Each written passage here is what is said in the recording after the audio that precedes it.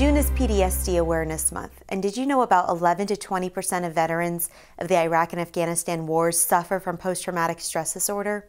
That's according to the U.S. Department of Veterans Affairs. Well, I talked to one local vet, Bryan Doe, who went through that battle and is now reaching out to help other veterans. He came on the show with Dr. Scott Cornelius, clinical psychologist with VA Central Western Mass, to talk about this struggle. Many veterans coming back have experienced very challenging, painful things overseas.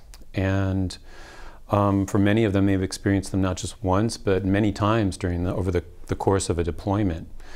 And living in a dangerous environment, in an environment such as Iraq or Afghanistan, where it's difficult to distinguish enemy from friendly.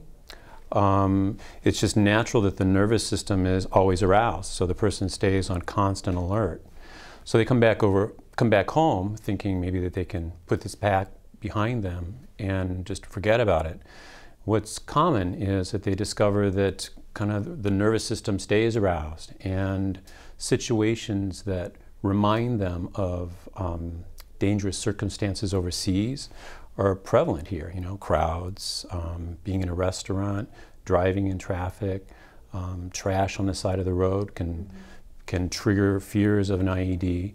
And for many of them, they don't even realize that they're having these reactions. So the sad thing is, even with all the education about PTSD, many folks coming back from deployment think there's something really wrong with them, and they end up struggling privately before they come in for help.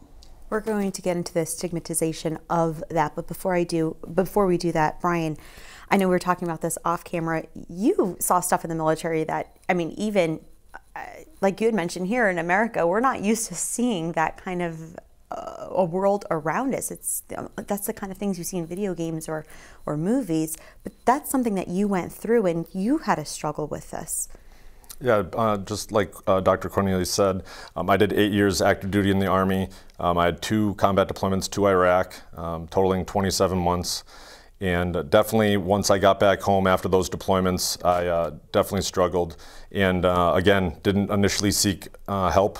It took a while for me to really understand what I was kind of going through, and to kind of make that step and to go to seek help. And then I was finally diagnosed with post-traumatic stress, and went about it the right way, and got help at the VA, and it was a great experience for me, so I'm glad I did. And I know we were also talking about how sometimes post-traumatic stress disorder almost gives that negative connotation.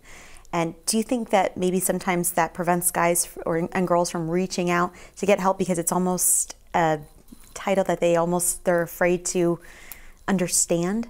Yeah, I like to use post-traumatic growth instead of post-traumatic stress disorder. I think that post-traumatic growth, it kind of, you're going to have, setbacks, and you're going to have, it's just a learning experience. And I think that it needs to be looked at in a positive manner instead of the stigmatization that you're talking about. There's actually something really unfortunate about the very name post-traumatic stress disorder.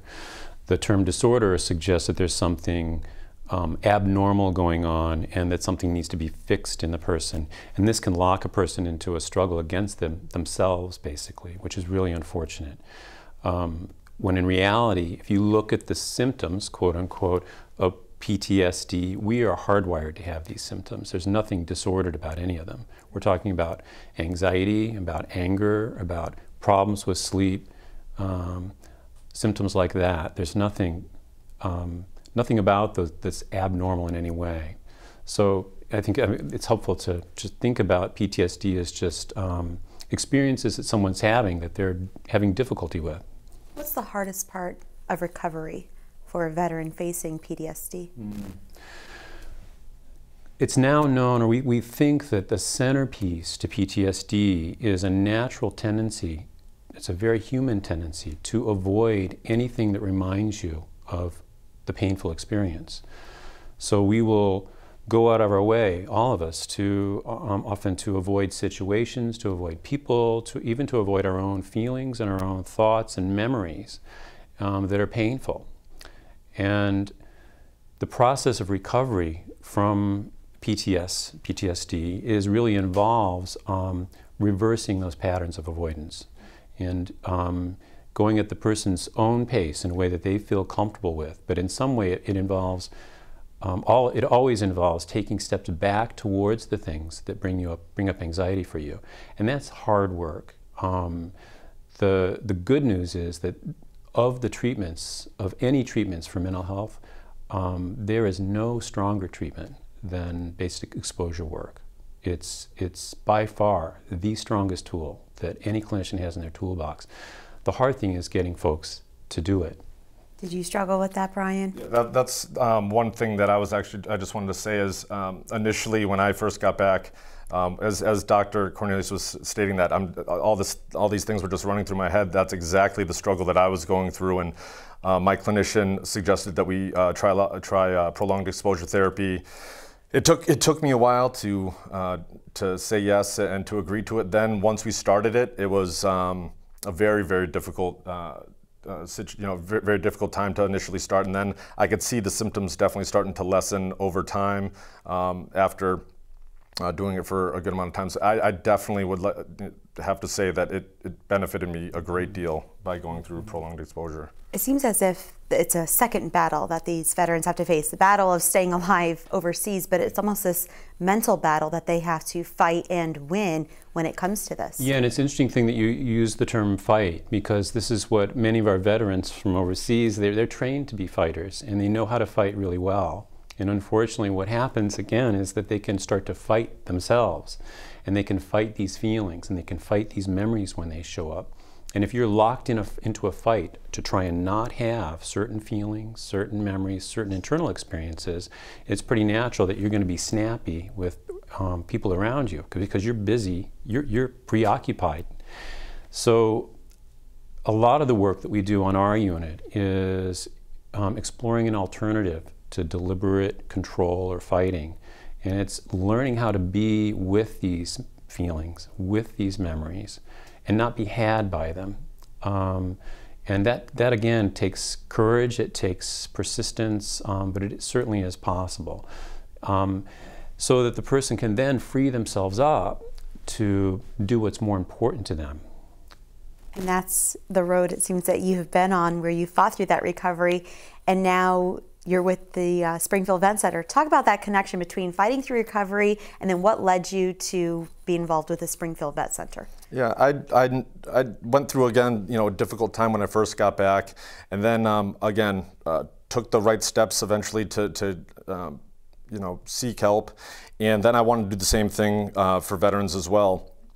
Just that I knew that they went through that similar experience, so I found that working for the Springfield Vet Center was just a really good fit for me as an outreach representative. I'm able to get out in the community and talk with veterans and let them know about the services that we offer.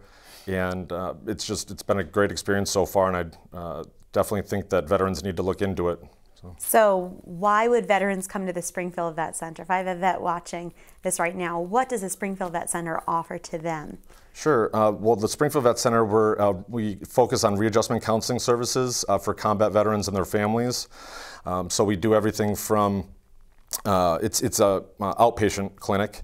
We're located in West Springfield, right off Route 5, at 95 Ashley Ave. We actually moved. We used to be at 1985 Main Street in Springfield, and so that's why definitely like to let people know about that. But we offer your traditional therapy as well as yoga, meditation, equestrian, kayaking, many different things that veterans can do, as well as their family. And we also do military sexual trauma, bereavement, and we do marriage and family counseling.